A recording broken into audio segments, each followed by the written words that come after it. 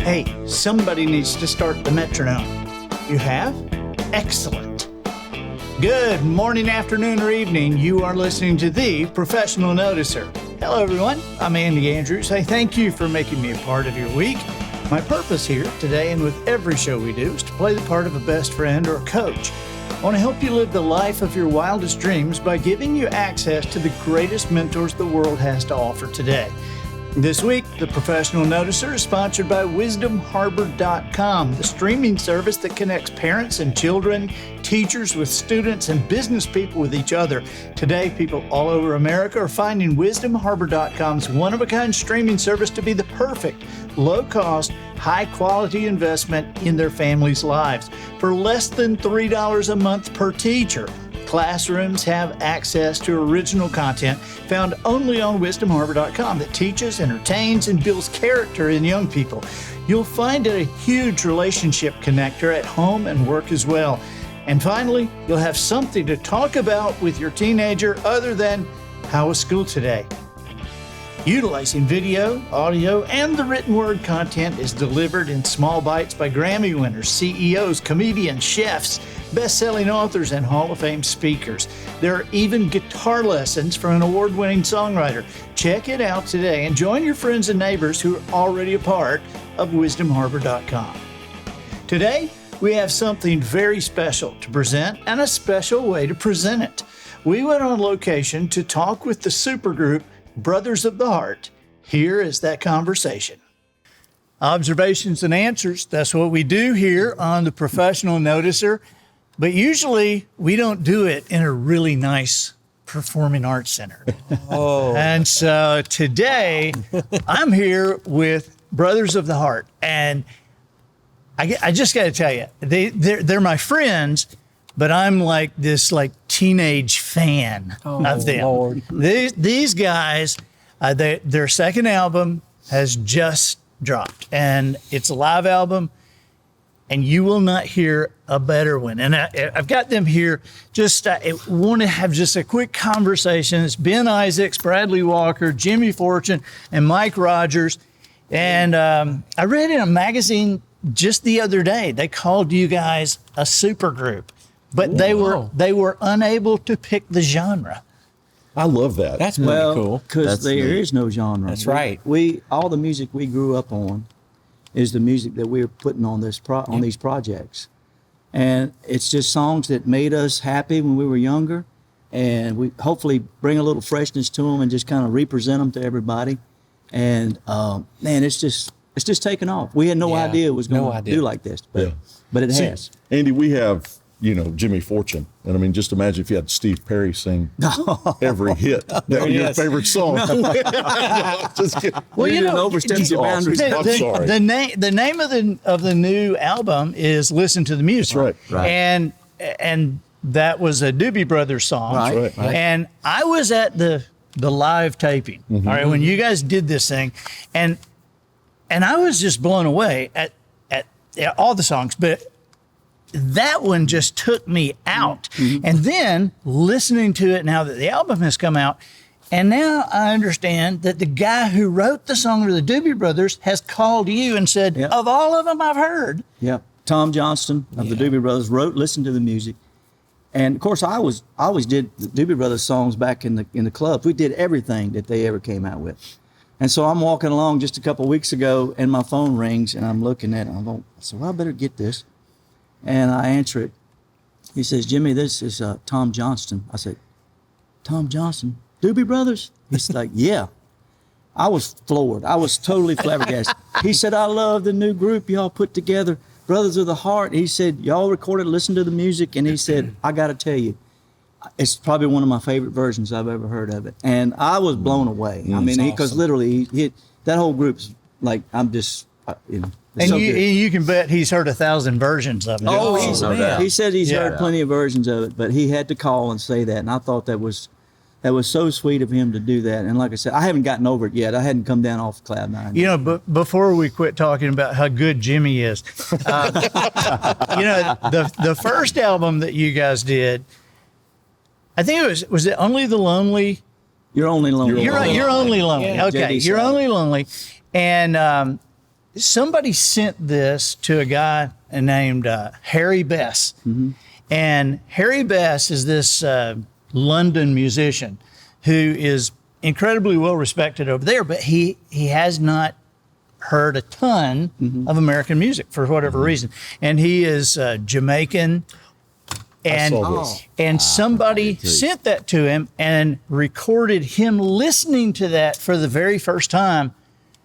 And he was like stunned. Yeah. I mean, just stunned. And he was like, who is this guy? This guy is, oh my God. And I mean, so I love springing you guys on my friends.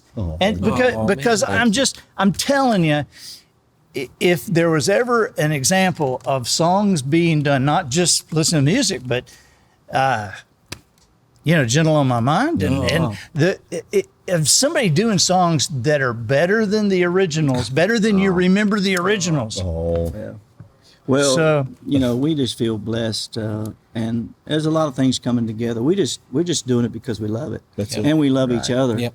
And I think that comes through in live shows, especially.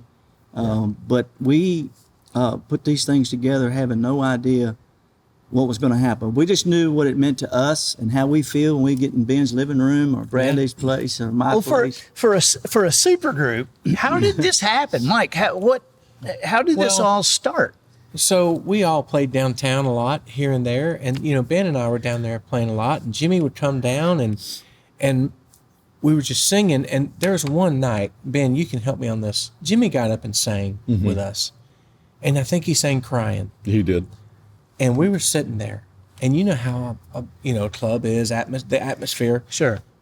Silent. It got silent, eerie silent. Yeah. And we did that all the time. And then Ben was approached and was talking with some folks of their Gaither. And Well, the Gaithers contacted me and said, well, they had come and watched us play. The Gaither president and vice president. Right. Because I said, we have the best time. Just come hang out with us. And they came and they went crazy about it. And this wasn't even the full group. This was me and Mike and Josh, I think. That was just the 3-piece. And they contacted me and they're like, hey, what would you think if you put like a made for TV quartet? Right. And he said, give me some suggestions on who you would like to do it with. And I'm like, well, I mean, these guys just. Where did Bradley come from? Where did you find Bradley? We call him Heaven on Wheels. Heaven on Wheels. So Mike and I had sang with Bradley. So I've produced Bradley's records before this, and I produced Jimmy's records before this. And Mike and I sang on both of their records because when Mike and I sing together, you can't tell who's singing which part. We have a great blend. And we bury ourselves around these guys, especially. And I knew what we sounded like with Jimmy and what we sounded like with Bradley, but I also knew that Bradley could sing bass better than any bass singer I've, That blew my mind. Yeah. I mean, because when I was listening to the first album came out as all the videos and the audio, right? Yeah. Because I've got friends who actually have house parties and bring people over and watch that live video. And so anyway, I think I hear you do the Lighthouse at first. Man. And I'm like, man, this is great. And then you take that at the end. It's like, oh, good grief. But then you guys did Daddy Sang Bass. Yeah. And he takes the lead and he's doing, da da da da. But then it gets to the Daddy Sang Bass part, and I'm like, that was Bradley. Where did that come from? He just goes down and gets it. That's it. It's, and I feel so honored and blessed because as Mikey was saying, these guys all live around the Nashville area and I'm down in North Alabama, Yeah, it's too bad they can't live where you do. in God's country, But I feel so honored that they would think to call me and say, hey, would you want to be a part of this with us? Because they could have called anybody. I mean, to do this. And we have so much fun. You know who is a massive fan of yours? I was talking to him about Brothers of the Heart, and Joe Bonzel said, "Oh, Bradley's group." Yeah, Bradley's group. I love it. I love it. That's it. But you got to know the backstory to that, though. Joe Bonsall, I met Joe Bonsall when I was literally a kid, 3-4-year-old kid, because I Really? could sing Elvira. And a guy in Huntsville who worked at the Hilton, where they would always stay when they came to town, hooked it up so we could meet. And those guys put me on TV for the very first time when I was 10 years old. YouTube it. Okay. So you should play a little bit of it on Okay. your All right. Oh, Okay. We it's will. awesome. We will. We got time, Mr. Whitehurst, to do a little Elvira. Let's do it. We're going to sing a chorus, you take off the verse, all right? Yeah. Elvira. There we go. Elvira. Yeah. My heart's on fire. Elvira. Sing a little verse there, buddy. Eyes that look like heaven, lips like cherry wine. That girl can show enough to make my little light shine. Oh, sing it, Bradley. I get a funny feeling coming down my spine. 'Cause I know that my Elvira's mine. We're going to do one chorus. Here we go. Elvira. Go. Elvira. My heart's on fire for Elvira. Giddy up, boom, papa, mow, mow. Giddy up. Boom, papa, mow, mow. High on silver, away. I'm the singing now. High on silver, away. And that's the other thing about being a part of this. You know, God's plan is just fulfilling itself in all of our Yeah, all lives. of us. But I know for me, you know, I grew up singing. You'll see on that video if you watch it. I mean, here's Richard Sturban. And actually, the funny thing, the last time I saw Richard, he comes up to me and he said, of all the things, I never would have dreamed that you'd have been a bass singer, you know? And, but it's, you know,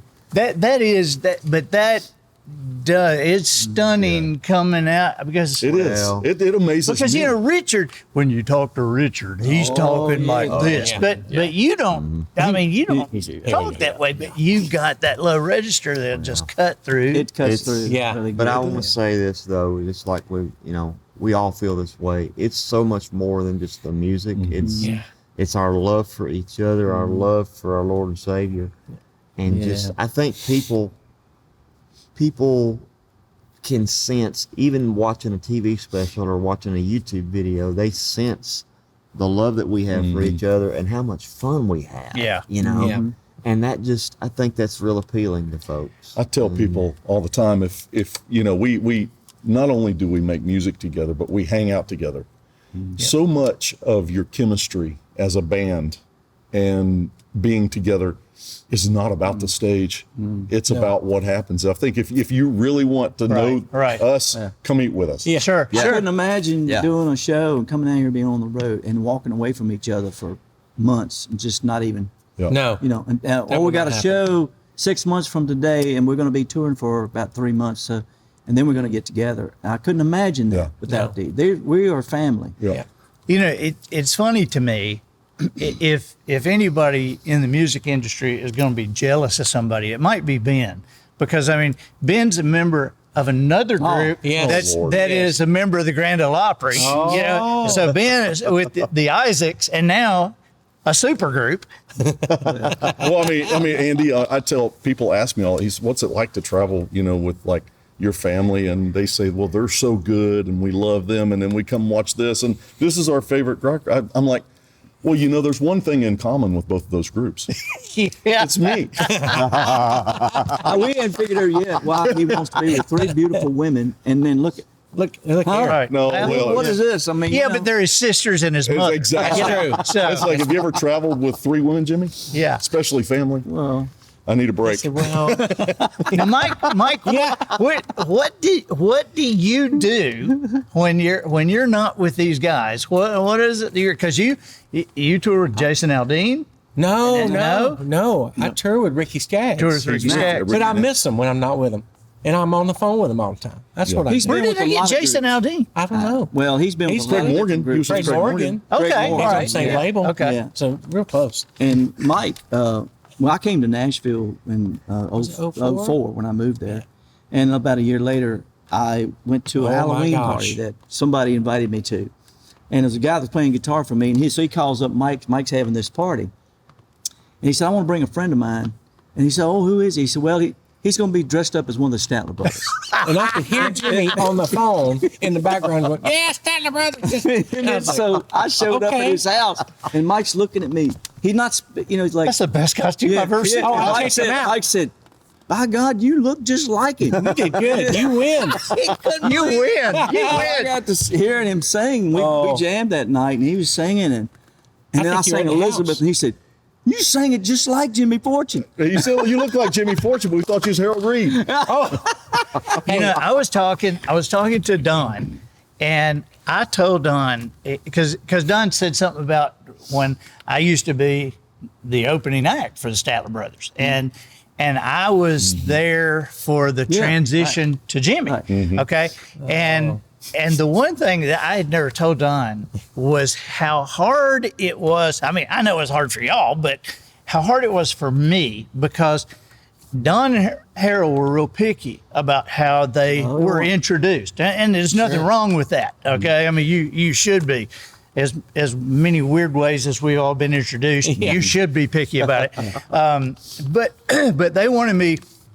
There were some things they wanted me to say, and then to end with, ladies and gentlemen, please welcome entertainers on and off the record, Harold, Don, Phil, and Lou, the Statler Brothers.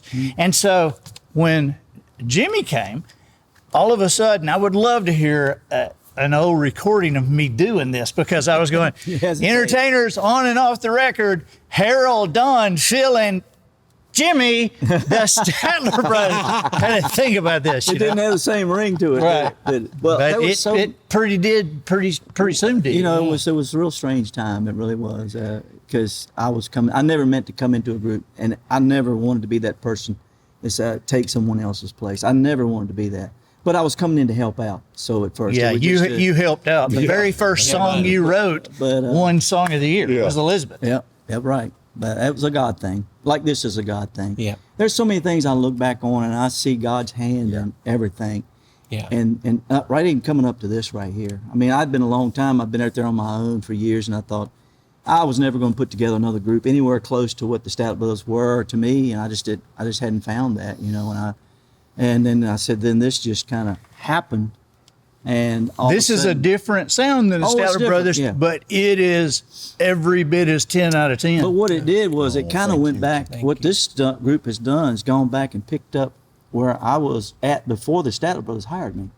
I was in clubs doing all these songs. I was doing all these different songs and Right. everything. And now we're just going back and Yeah. kind of I'm reliving basically what I did for years before the Statler Brothers. And I'll tell you what I love about Jimmy now at this era in his life is his voice is so much more rich now with maturity, and I'm I've still not always- mature, but But your voice is good. It's your voice, boy. Your voice has gotten there. He's never grown up, but his voice has. You know, here's one thing I would love to hear you guys do. I would love to hear the three team up on the one and go around the room, so to speak. And you three, what is your favorite that Ben does? And then you three, what's your favorite that Bradley does? Especially on this new project. Because this favorite new song? Yeah. Well. And why? Okay, Go Ben. who are we starting with? Go Ben. We start Me on me. Yeah, no, you guys, what Lord. is your favorite that Can we Ben do does? negatives and positives? No, I'm just kidding. but Yeah. you That Ben does? you three, what is your favorite that Ben does? okay. I Well, got you. I've got one Go ahead. that Ben does. Go ahead. Gentle on my mind. Gentle on my mind. I'm telling you. I'd say Gentle on My Mind too. Yeah. He was worried about that song because there's so many words to it. Oh, And he took It's it a on, book. and he owns it. Yeah. That was one of It's the one last of the- songs that we cut in the Yep. studio. Jimmy brought it in. Yeah. We had sessions and we tracked all the tracks in 3 days. You know, I had 10 twos and sixes, so 9 hours a day, musicians. Well, I initially was going to go for about 16 songs because that's a good long video, and you know it's. And we got through with 16 songs in the first 2 days. They were going that great. So all of a sudden, last day we start going through. Okay, well let's add this one, this one, this one. I had the guys booked anyway. Well, towards the end of the last day, Jimmy says, "Ben, you should sing "Gentle on My Mind." I was like, "No." He did. He said no. I said, "No." He's said, still "I don't arguing And we're with all us like, about it. yes. Oh man, that's the hardest song I've ever sang in my life because the lyrics, I don't remember if she's waving at you or if you're looking at her. It's And her, you know, it messes with my mind. You know, you go through those moments where it's like, And then you guys do it like on the third verse, you do it as a quartet. Fourth verse. First it's a duet. Yep. Yep. First verse is And me, and then me and Mikey, Yeah. and then the trio, and then fourth. then And I will tell you this, because you need to know this. This guy is responsible for all those arrangements that Yeah. we do, Yeah. how we build those parts and everything. Mm-hmm. He usually will say, you know, hey, let's try this. And, Yep. you know, where I'm thinking, okay, this is just going to be a trio song. And he's like, Bradley, all right, come in and add a bass part on this. Yeah, Yes. on that "Gentle on My Mind," Isn't that cool? that last verse when you're hearing him. It's like boy. But ear candy. it's really cool, you know, and then you listen back and it's like, wow, that's just the arrangements are really Right. yeah, man. Okay, you three, Mike. Me. Yeah. Precious I know memories. mine, precious memories. Precious doubt. memories for me. when Mike sings "Precious Memories," I always said he's probably one of the most talented people in Nashville, and that's saying something because there are talented people. This man can play anything, he can sing any part, do it all. But when he sings "Precious Memories," first time I ever heard him do it, I mean, it's spiritual. It's so spiritual, and it should be. But he takes it to a whole new level. His heart, he has one of the biggest hearts of anybody I know, and it just comes through. You know, he's thinking about his family, Yeah. thinking about his father and his mother, and when he's doing it, and it's magical. You'll hear it. I mean, I have already several times. I get a kick out of "Man of Constant Sorrow" from the first project Yeah. that you do, just because it's just. I mean, I've had a bunch of people It's go, "Well, that's the guy that did it for the movie," Yeah. and of You know course, what? I say, "Yeah." They called me, Thank you. they called me yesterday, and that has went viral this year again. 9.4 million views just through Facebook this year. Wow, That's crazy. That's Talking huge. about a blessing. Man. That's huge. Unreal. that huge. that is That's awesome. viral. yeah. Okay, so Bradley. You got a lot of choices Me, here. for me, it's just as I am. Yeah. Yeah. Because what the song says in the first place, the message in it, it's a message of salvation. And then Yeah. Bradley comes in and sings it like nobody I've ever heard before. Yeah. Yeah. I mean, he's hitting these notes and doing these movements, and not on purpose. He's doing it because Right, right, He's it's feeling heartfelt. it. His heart. You can always tell when something's forced. But when his voice comes in and he starts singing that, it just reaches in and just grabs you right by the heart. Oh. Yeah. And I'm at a Billy Graham, I'm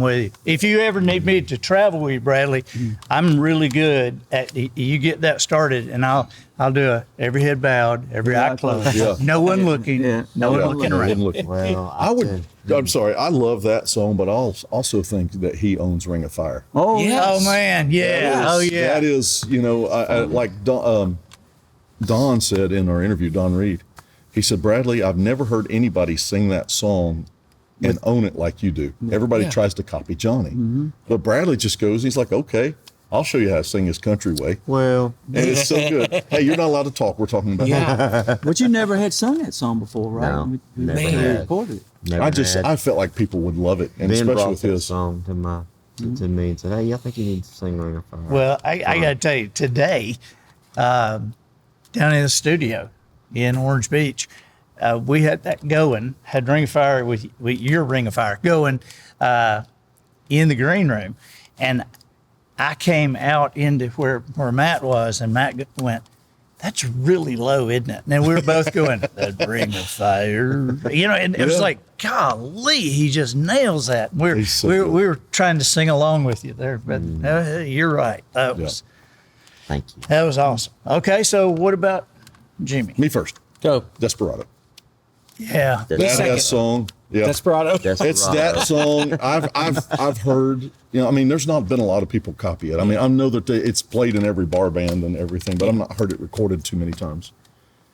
It's because other than people can't do it. Let me just tell you, I have never heard that is such a spiritual song. It is. It is. And I have never heard anybody sing it with conviction like Jimmy does. I mean, when you get inside of that, in his head with that, and I like to just listen to the music with my eyes closed, and I'm listening for parts and listening for sibilance and making sure you understand words and mixes, and I'll sit there by myself in the studio and I'll just get into it. And I was like, man, it don't get any better. No. I couldn't imagine it. Well, Don Henley, Glenn Fry wrote that song, and of course, with clubs years ago, we would do that song. I wasn't singing it, but we did it, and I remember every night thinking about the words to that song. Just my God, how many of us in life, how many desperados are out there that just kind of take life on themselves and don't ever want to have anybody really love them? You know what I'm saying? Mm-hmm. And until you open yourself up to love, man, and you feel what that love is, you know, that's what you are. You're a desperado. And there are a lot of desperados And out that's there. where he sings it from. And that's what I mean. Yep. That's what I love about it. But I want to say this: any song Jimmy sings Yeah, true. is just, man, when you hear that voice, he just sinks himself into any song that he sings, and it's just it's very special. On Very the special. first project, when you two team up on the Lighthouse, and when he comes in, it'll raise the hair Oh, I'm telling you. Yeah.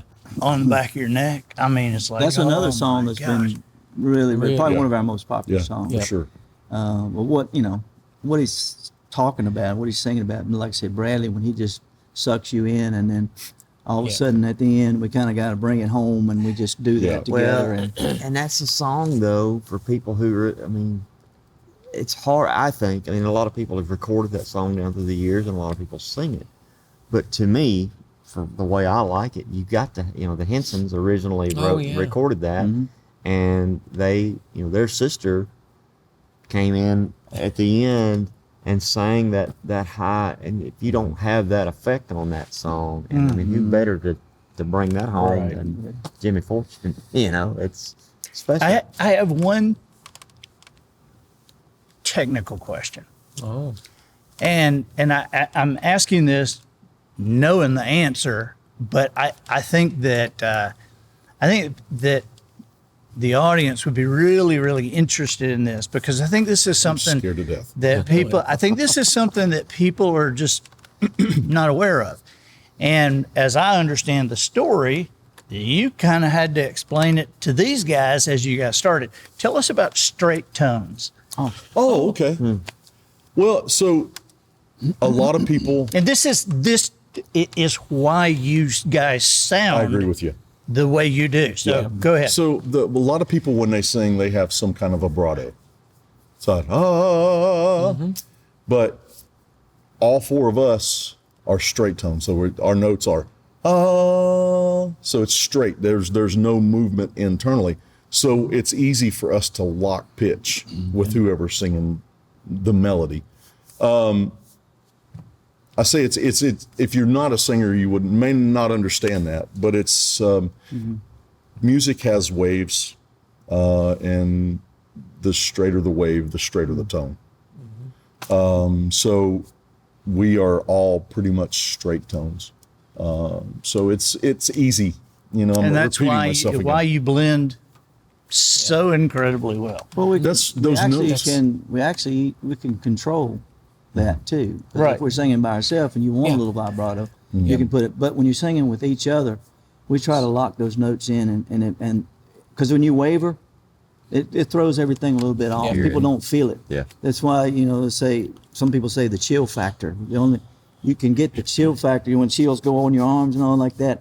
they don't know why they get it. Well, the reason they get it is because those notes are just straight and they're coming right to your heart, and you hear it coming, and it puts those chills on you. I can remember, Andy, when we were rehearsing at Ben's house for the first project. We've all got those recordings of just on an iPhone, you know, of us just knocking around songs.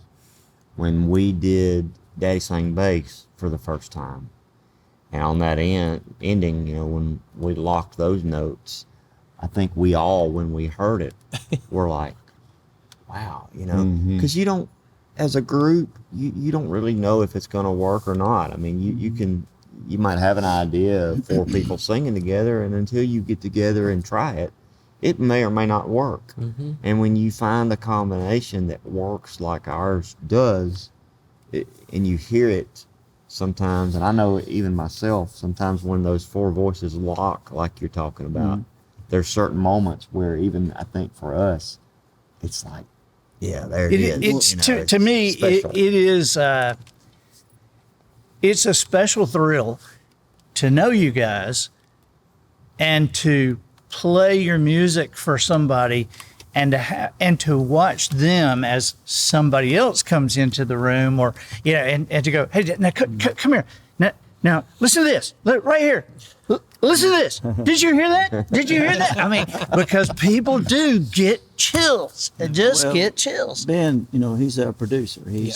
And you have to have someone that you really trust when it comes to that. And he has the ability to, when you listen to something, you hear the layers. When you listen to what the mix of everything, I always say it breathes, and that comes from whoever's producing you. When a song breathes. And sometimes we may have a few rough edges here and there. He'll leave those. He won't. That's what I love about his producing. He won't just necessarily smooth everything, make it perfect. Right. You know, he leaves the humanism in it, and that's what I love about Ben's producing. Well, thank you guys. Yeah. Well, thank you guys for doing this. I mean, I know you I guys want to are. say, just real quick, you know, Jimmy, for the audience, Jimmy had 5 bypass heart surgery 7 weeks ago today. It's my first time back out on the road. And he is killing it. And for those of you, and I know Jimmy would want to say thank you for the people that prayed over him. And I say this every night. I was on the receiving end of a miracle. And to be there and to know that God is in control. And when I heard how many people were praying for me all around the world, And they were. I had this feeling like I was getting ready to go into surgery, and they were going to cut my chest open, and I had this sense of peace, like I was floating on a cloud. I heard a voice say, the last thing I heard before the medicine kicked in was, "I've got you." wow. Which reminds me of another song on this new project I like, which I'll go to my grave loving you. Yeah. Oh yeah.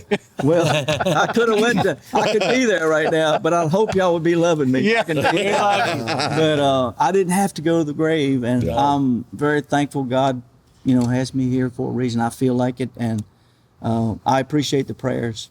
Believe me, I'm going to spend the rest of my life being thankful. Yeah. And if I wasn't thankful before, I know I was. Yeah. I'm really thankful now. I hear you. I hear you. Well, I'm thankful for you guys and appreciate you We're doing thankful this. for you. Absolutely. You We guys love you, right Andy. in the middle of a big sold out tour with a new project out. This is Listen to the Music, Brothers of the Heart. You need to go right now and get this and watch for them coming into your area too. Because this is a live show like no other. And I appreciate you guys so much. Mike, I know you'll be touring with Jason Aldean. Probably now. Thank you. And Bradley's out with Beyonce. Yeah, he is. He's Lady Gaga. Lady Gaga. You know. Thank you guys. I'm Andy Andrews, the professional noticer, and we're glad you're with us.